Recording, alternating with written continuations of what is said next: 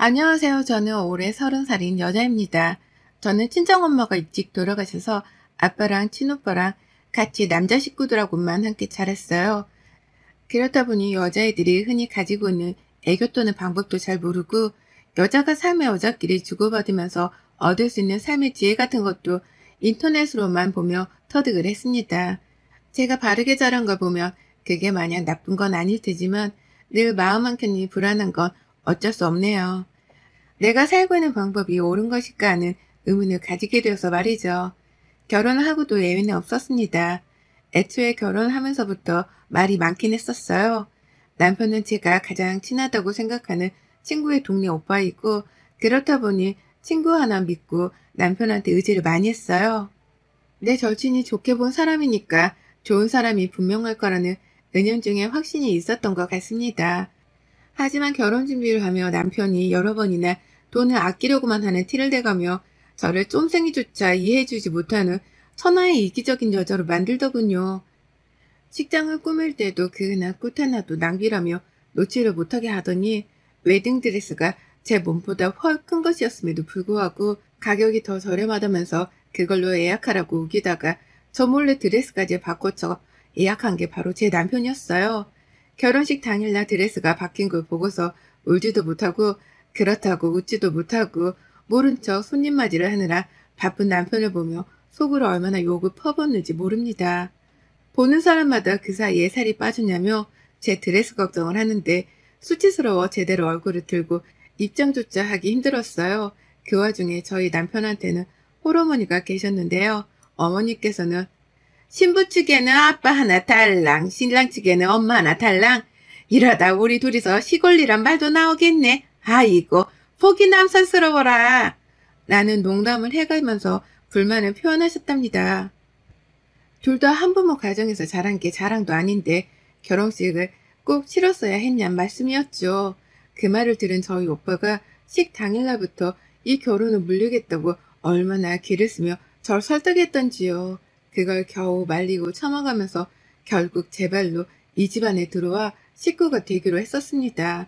아빠랑 오빠 가슴에 상처를 입힐 수 없다며 저 혼자 한 번은 참아보겠다는 말과 함께 혼인신고도 했어요. 그렇게 살다 보니 대체로 괜찮아지더라고요. 쫌생이스러워서는 여자의 한 번뿐인 결혼식까지 돈만 아끼려 하다가 와이프한테 상처를 줬던 남편도 살아보니 제같이 가족이라고 생각이 되는지 평범한 가장스러웠습니다. 저나 남편이나 둘 다 맞벌이를 하고 있었기 때문에 수입은 대체로 둘이 살기 괜찮았는데요. 생활비도 반반, 큰 지출을 하지 않고 외식조차 아끼려고 하는 걸 보면서 그냥 전략이 몸에 밴 사람이구나 싶었습니다. 연애 때보다 저랑 데이트도 덜 하려고 하고 저한테 선물 하나 사주는 걸 아까워하는 게 보이는 것이 가슴 아프긴 했으나 차라리 전략할 줄 아는 남자랑 사는 게 돈 모으긴 좋겠다 싶어서 좋은 쪽으로 이해를 하려 했죠. 하지만 시어머니 문제만큼은 좋은 쪽으로만 이해를 하기가 힘들었어요. 어머님이 하시는 행동은 그 하나하나가 정말 기괴했거든요. 아무래도 어머님이 혼자 사시는 분이다 보니 외로움이 많으실 것이란 것 정도는 저도 잘 알고 있습니다. 저희 아버지가 혼자 사시면서 많이 외로워해 오셨으니까요. 그래서 결혼식 하며 저희 아버지가 호랍이라는 게 부끄럽단 티를 내는 신뢰를 범하셨음에도 가끔씩이라도 안부 연락을 해드리려고 노력을 했습니다. 저도 직장 다니며 사느라 일상이 여유 있는 편은 아니었지만 그럼에도 시간이 날 때면 어머님께 한 번씩이라도 목소리를 들려드리고자 했죠. 그게 아랫사람 된 도리인 줄 알았어요. 하지만 어머님은 아랫사람이 그렇게 예의를 갖춰서 먼저 다가가려 함에도 불구하고 단 한 번은 마음조차 열어주지 않으시더라고요. 어른이라면 다가와주는 아랫사람에게 고맙다는 말 한 번이라도 할 법한데 어머님께서는 처음부터 참 한결같이 매정하셨어요. 제가 지금 결혼한 지 이제 막 10개월이 되어가는 중입니다. 그런데 지난 10개월 동안 시어머니 때문에 속이 부글부글 끓었던 적이 한두 번이 아니었어요. 사연을 적기 위해서 다시금 곰곰이 생각을 해보니 어머니께서는 틈만 나면 저에게 질투 같은 감정을 보이곤 하셨죠. 당신 아들이랑 사는 며느리인데도 말입니다. 남편이 돈을 많이 아끼는 사람이었지만 그래도 밖에서 사먹는 것보다는 집에서 사먹는 게 낫다며 집밥만큼은 잘 해먹으려고 했거든요. 요리하는 것 자체도 좋아라 해서 저 대신 부엌에 들어가 칼을 잡는 적도 많았고요. 그러면 어머님은 꼭 식사 시간대에 맞춰서 전화를 해오셔서는 남편이랑 같이 밥을 못 먹도록 한참을 남편을 붙잡고 있었던 적도 있었고요. 뭘 먹고 있냐고 물어보셨다가 자신도 먹고 싶다면서 그 길로 저희 집을 찾아오려 하신 적도 많았습니다. 진짜로 찾아오신다고 하셔서 남편이 시어머니의 몫에 음식을 빼놓고 마냥 기다리려고만 한 적도 몇 번 있었을 정도였어요. 기다리는 동안 저는 혼자 밥을 먹겠다며 숟가락을 한번 들지를 못했고 엄격결에 집에 오시겠다는 시어머니를 기다리며 밥이 식어가는 걸 지켜만 봤습니다. 그렇게 시어머니가 오시고 나면 남편 옆에 꼭 붙어서 밥 먹고 수다 떨고 남편이랑 재미를 보다가 느지막이 집에 가기 싫다 라고 하며 시댁으로 돌아가셨고요. 남편이랑 주로 하는 데이트가 집에서 영화 보고 밥해 먹으며 지내는 것이다 보니 저도 지루함을 느끼는 중이었는데 이런 와중에 시어머니까지 합세를 해서 데이트에 끼겠다고 하면 당연스레 화가 날 수밖에 없었어요. 시어머니께 드는 돈은 하나도 아깝지가 않은지 남편은 시어머니만 오면 냉동실에 냉동까지 해가며 아끼려고 한 식재료들을 마구 꺼내서 요리를 했고요. 저는 사이좋은 두 모자 사이를 지켜만 보며 나는 정말 아직 남이구나 싶었답니다. 남편조차 나를 남으로 생각해서 시어머니한테 하는 것보다 헐 못해주는 거구나 하고 말이죠. 시어머니는 그게 또 좋다며 남편 옆에 꼭 붙어 제가 말도 못 걸게 만드셨고요. 오죽했으면 저희 부부가 주말을 맞아서 야외로 나들이를 가려고 할 때를 기가 막히게 캐치를 하고는 연락을 해오기도 하셨어요. 모처럼 집에만 있다가 나서려는 것이었는데 그날 남편에게서 뭔 얘기를 들은 건지 어디로 가면 되냐? 나도 가도 됐지? 나만 빼고 가려고 했냐? 라면서 신이 나도록 물어를 보더라고요. 물론 저희 남편한테 말이죠. 그러면 남편은 당연히 와도 돼 라고 하면서 시어머니께 약속 장소를 찍어 보냈네요. 그럼 저는 100년 만에 나가는 야외 데이트였는데 그걸 시어머니랑 같이 보내며 완전 울상이 되어야 했고요. 저희 집에 오실 때마다 제가 뭘 입고 있는지도 차근차근히 보고 한 번은 제가 머리를 좀 따서 올렸더니 환갑이 다 되어가는 그 나이에 머리를 따서는 제가 한 것처럼 올려선 집에 찾아오셨더라고요. 미칠 노릇이었죠. 이쁘다고 한 가디건은 달라는 소리인가 싶어서 황당해하며 봤더니 다음번에는 똑같은 색상의 가디건을 입고 우리 집을 찾아오질 않나. 정말 알 수가 없는 속마음이었습니다. 모질다고 해도 할 수가 없었죠. 저는 시어머니랑 결혼한 게 아니라 제 남편이랑 결혼한 것이었으니까요. 자꾸만 끼어들어 부부생활의 이론이 되려고 하는 어머님의 태도는 분명 도가 지나친 것이 맞다 확신했어요. 그걸 모르는 시어머니랑 남편이 그저 답답하고 속상할 뿐이었고요. 그렇게 섭섭함이 차곡차곡 쌓여가면서 시어머니의 주저넘치는 참견과 관심을 불편해하던 중 이것이 질투라는 확신을 하게 되었답니다. 제가 임신하게 되어 지금은 막 9주차를 지나고 있는 상태예요. 임신이 처음이고 아이도 아직 조그마한 상태라 뭐든 조심하게 되고 예민함이 하늘을 찌르는 중이었죠. 거기에 더불어 입덧까지 말도 못하게 하는 바람에 실제 구토를 하며 신경이 많이 날카로워졌습니다. 그러는 와중에 우리 어머님은 저 임신했다는 소식을 듣고서도 그 사이 임신할 짓을 한 거야? 라며 애문 것에 먼저 놀라시더니 제가 입덧을 하는 중이라 집에서 남편조차도 먹고 요리하는 것을 내심 가려하며 갖고 있었는데 전화를 해선 언제 먹으러 오라 불러줄 거냐면서 하루가 멀다 하고 남편을 부르셨어요. 문자로 해도 되고 남편이 퇴근하는 길이나 점심때에 연락을 하셔도 될 텐데 꼭 저녁 시간에 같이 있으면 전화를 하셔서는 무슨 할 말이 그리 많으신 건지 하시던 얘기를 또 하고 또 하고 정말 같은 여자로서 임산부를 전혀 배려도 안 해주고 그렇다고 며느리를 예쁘다고 해주지도 않는 것이 한마디로 답도 없는 분이셨답니다. 그걸 똑바로 끊어내지 못하고서 할 말 다 들어주고 앉아있느라 구토하는 와이프를 뒷전으로 두고 있는 남편도 똑같긴 마찬가지였고요. 그러다 제가 나흘 전 토요일 밖에서 사 먹는 빙수가 너무 먹고 싶은 거예요. 더워 죽겠는데 빙수도 먹고 싶고 집에 있으려다가 남편한테 정말 조르고 졸라 나갔습니다. 집에서 얼음이라도 갈아 먹으라고 하는 남편의 무심한 말이 상처였지만 그 상처가 더 오기가 되어서는 끝까지 데리고 카페를 찾아 나섰어요. 그렇게 카페에 막 도착을 해서 빙수를 시키고 앉아있는데 아니나 다를까 심호전화가 걸려오더라고요. 분위기를 즐기고 싶어서 남편한테 말했습니다. 전화를 받지 말았으면 좋겠다고 말이죠. 그런데 우리 남편 저를 잠시 이해할 수 없다는 듯 쳐다보더니 시모 전화를 당당히 받아채더라고요. 시모는 어디냐고 물어봤을 테고 남편은 카페에 나와 있다고 대답을 했습니다.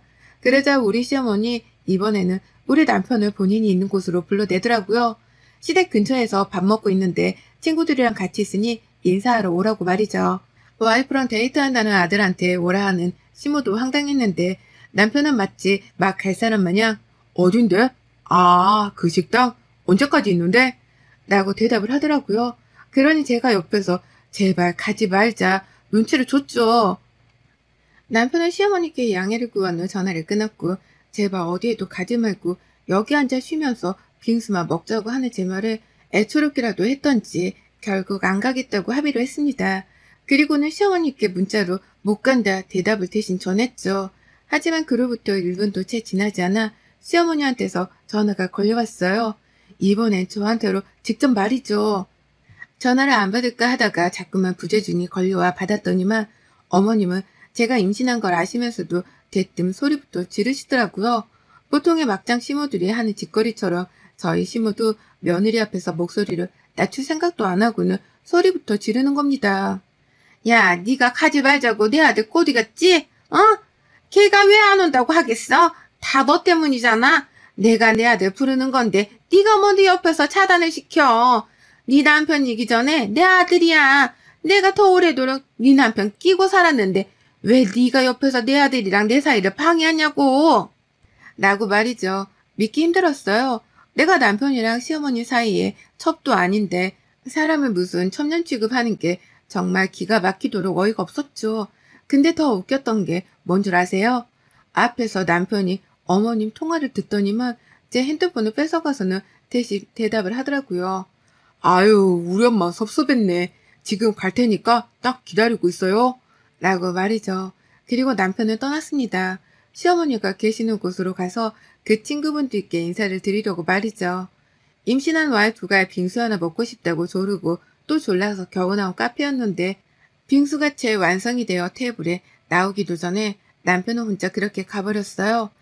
자기가 고부 사이 나빠지는 걸 어렵사리 방지하는 중이니까 딴지 걸지 말라면서 아주 당당하게 떠나버렸죠. 문자로 돌아오라고 나를 혼자 내버려두고 어디 가냐며 비련의 여주인공 행세까지 했는데 남편은 그러더라고요. 엄마 말도 일리가 있지. 내가 우리 엄마 자식이기도 한데 넌 그걸 하나 이해를 못해줘서 이렇게까지 싸워야겠냐? 뱃속 애기는 무슨 죄야. 임산부가 스트레스 받으면 애가 그걸 다 느낀다고 내가 몇 번을 말해. 빙수 먹고 얼른 집에 가 있어. 나도 빨리 갈 테니까. 라고 말이죠. 그렇게 전 그날 모든 신뢰를 잃었습니다. 남편을 향해 남아있던 대략 49% 정도 되던 신뢰를 잃은 것과 더불어 시어머니가 내 남편을 향해 아들 이상의 감정을 느끼는 최악의 홀씨임이라는 것까지 제대로 깨우쳤죠. 그리고 그날 저는 시어머니께 간 남편을 뒤로 한 채 혼자 빙수를 퍼먹다 결국 스트레스인지 먹은 것 때문인지 아이를 유산했어요. 집에 가 혼자 멍 때리고 벽만 보고 남편을 기다리는데 하혈을 하더라고요. 병원으로 혼자 119 불러갔더니만 얘는 이미 유산되어 버린 후였고요. 남편은 뒤늦게야 소식을 듣고 시어머니랑 같이 병원으로 찾아왔습니다. 시어머니가 식당에서 나와 굳이 시댁을 가지 않고 저희 집으로 남편과 함께 따라오셨던 모양이더라고요. 그랬다가 거실 한복판에서 제가 하혈한 흔적을 발견하고는 뒤늦게 연락을 취했고 그래서 병원까지 찾아온 것이었죠. 저요? 저희 친정아버지랑 오빠가 남편 멱살 잡고 주먹을 난리를 하실 때에도 말렸어요. 근데 그 옆에 따라온 시모 얼굴을 보니 못 참겠더라고요. 그래서 누워있다가 일어나자마자 시모 보란 듯이 남편 얼굴에 주먹을 날렸습니다. 와이프가 이 모양이 되었는데 너는 이제서야 병원에 기어오냐면서 사내 놈이 태어나서 쪽팔린 짓이란 짓은 다 하고 산다며 병원 떠나가라 소리를 질러가며 남편한테 울분을 토해내니 직원분들이 저를 진정시키는 사이 오빠가 열이 받다 못해 남편을 끌고 나가버렸어요. 시어머니는 그걸 말리겠다고 또 남편을 질질 잡아끌며 쫓아나갔고 그 바람에 아빠가 오빠를 돕겠다고 또 쫓아나가버렸습니다. 그리고 얼마 지나지 않아 오빠가 문자를 보내왔는데요. 집에 가서 제 짐을 싸우겠다더군요. 이혼하게 만들 거니 딴소리 말고 바로 이혼도 하라고 하면서 말이죠. 그리고는 사진 하나를 보여주는데 와, 세상에 남편이 저희 오빠한테 뒤지게 얻어맞고서는 제 짐을 오빠 대신 싸고 있더라고요. 시모가 안 보여서 시모는 어디 갔냐고 물으니 아직 집 정리도 안 된 집에 그 아줌마가 왜 기어들어와? 라고 하면서 대답을 했어요. 알고 보니 저희 오빠가 시모는 집에 못 들어오도록 문 밖에 내버려 두고 문을 잠궈버린 겁니다. 저희 오빠가 어릴 적부터 깡패는 아니었어도 불의를 보면 못 참고 사는 성격이었거든요. 저도 하나뿐인 여동생이라면서 애지중지 키운 게 제 오빠였고요. 그런 제가 유산까지 했다 생각을 하니 울분이 토해져서는 시모가 보는 앞에서 남편을 반 죽여놓은 걸로도 모자라 말 안 들으면 더 때리겠다며 집까지 데려와서는 시모를 문 밖에 내버려 두고 문을 걸어 잠궜더라고요. 그러니 시모는 밖에서 앉아보질 못해 난리부르스를 치다가 저한테 하나둘 미안하다는 사과 문자를 해오기 시작했네요. 자신이 생각이 짧아서 제가 유산을 했다나 뭘하나. 이제 와서 다 끝난 마당에 말이죠. 그러니 저는 이제 와서 그게 다 무슨 소용인데요? 라며 비스꽂는 말을 퍼부어가면서 연락을 차단한다 하고는 더는 답을 하지 않았습니다. 말도 섞고 싶지 않은 하찮은 존재였으니까요. 아직도 어이없는 제 몸뚱이를 보며 억울해서 눈물도 안 나오는데 그 와중에 저희 아빠랑 오빠는 제 짐을 싸다 말고 남편은 집에서 쫓아내 버렸다더라고요. 아무리 생각해도 제가 집을 나가는 건 아닌 것 같다면서 제 짐을 싸게 하다 말고 남편한테 짐을 싸게 하고는 집에서 쫓아내버렸습니다.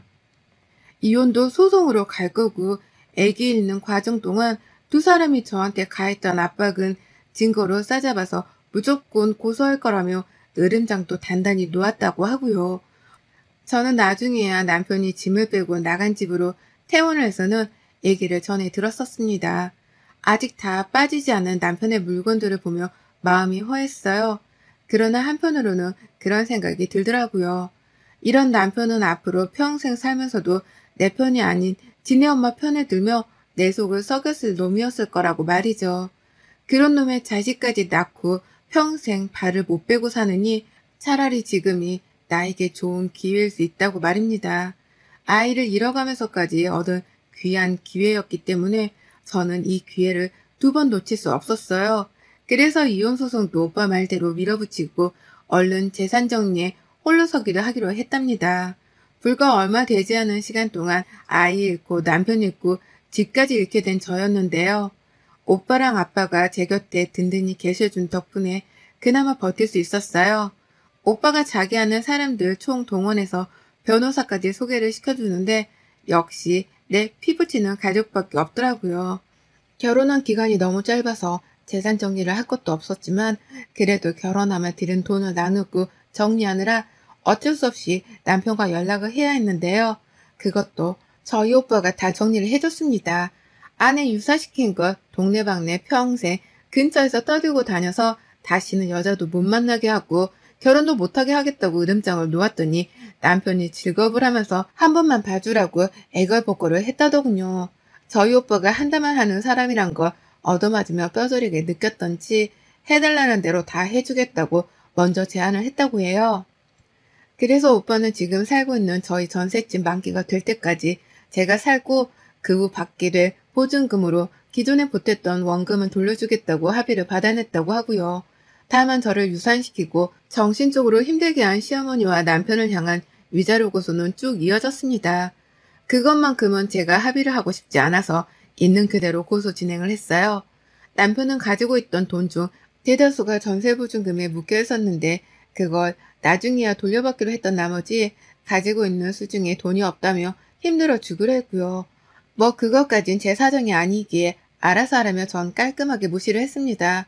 그렇게 쫌생이 마냥 돈 아끼며 살더니 변호사 하나 고용할 돈 한 푼 안 모으고 뭐 했나 싶더라고요.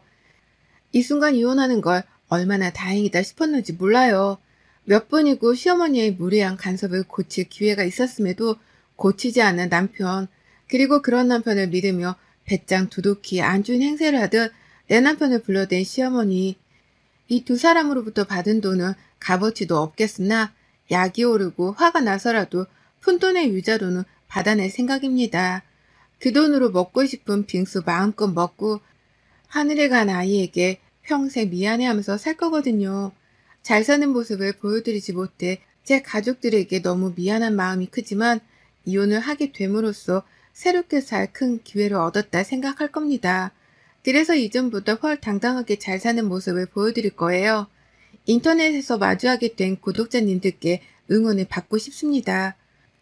저 당당히 잘 살 수 있게, 그리고 하늘에 간 아이도 더 좋은 부모한테서 꼭 다시 태어날 수 있게 많은 기도해 주세요. 여러분의 생각은 댓글로 남겨주세요.